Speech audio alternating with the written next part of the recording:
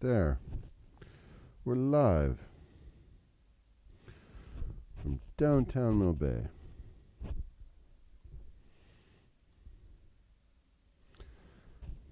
So, just to reiterate for anybody who's not here, because since I'm now recording, test next Friday.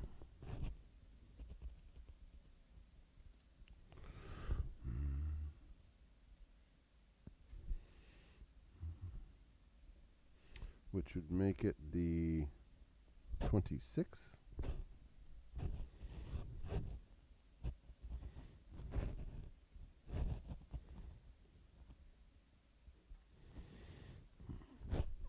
And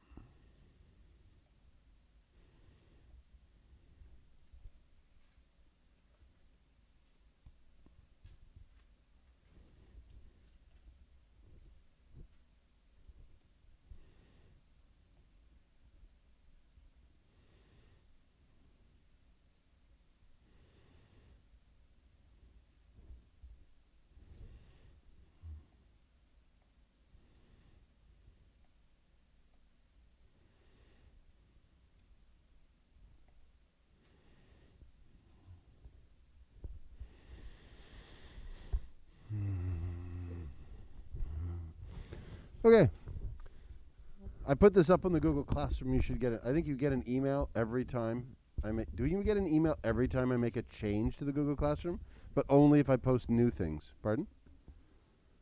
You can turn them off. Can you adjust how many you get? Oh, God.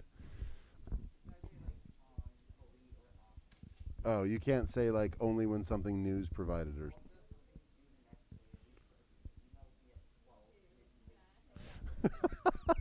So when it's too late to do anything about it. Oh, I think I know why it does that. I'm curious. It probably does it because if I don't assign a specific due date time, it emails you 24 hours before because it's assuming it's due at midnight the next day. Because you have all day to get it in if the teacher hasn't put in a time. So as a teacher, I'm going to guess that if I put in a correct time, you would get the email at like if it was due at, say, the morning of, you should get an email the morning of the day before.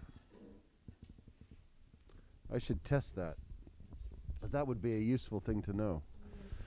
So, in terms of starting off, you've got some of these as already practices that you can do. Here, giving a sentence, can you identify it as objective or subjective? Can you identify if a sentence is an argument? What does an argument have to contain? A premise and a conclusion. So then you have to identify a conclusion. We did a section on, can you identify the issue? Are the two people talking about the same issue, or has someone changed the issue? In terms of bias, and in this section, these are review terms. You should be able to match these to a definition of some kind, know what they are. And then of these that are biases, you should be able to identify it in an example. This is this type of bias. Or give an example. And be able to, that is the identification skill. I was like, what kind of skill is being able to provide it? It's an aspect of critical thinking. But the only thing I could think of in my head was marketing, and that's probably not fair to marketers.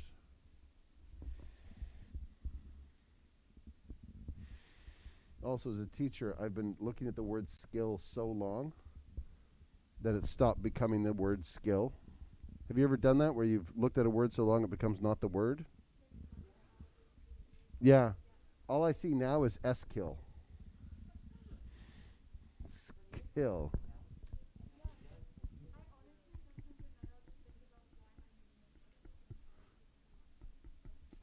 Just arrived.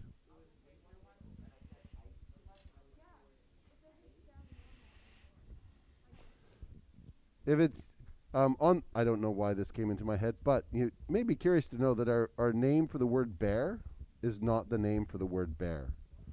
The word bear comes from the proto word for brown, because the actual word for bear was considered sacred, so they didn't use it in their writing, and the original word has been lost. Yeah. So there is out there the original proto English word for bear that we no longer know because people used it so rarely.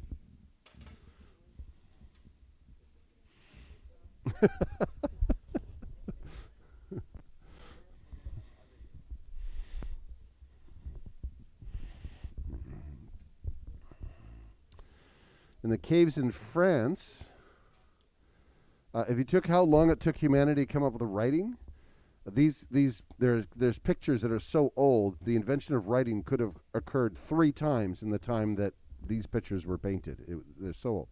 And there's a picture of a man with a bird head, with a bird on a stick, who's disemboweling a bison. It's clearly a story of some kind. We don't know the story. We don't know the significance. We don't know who the Birdman is. We know nothing about it. It's always bothered me.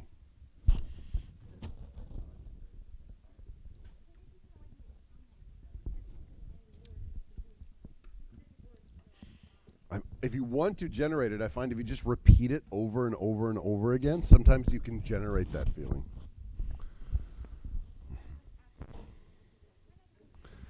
Negativity, negativity, negativity, negativity, negativity, negativity, negativity, Also, now that I'm repeating the word, I should probably stop recording because now we're just in study sessions. We have all the things.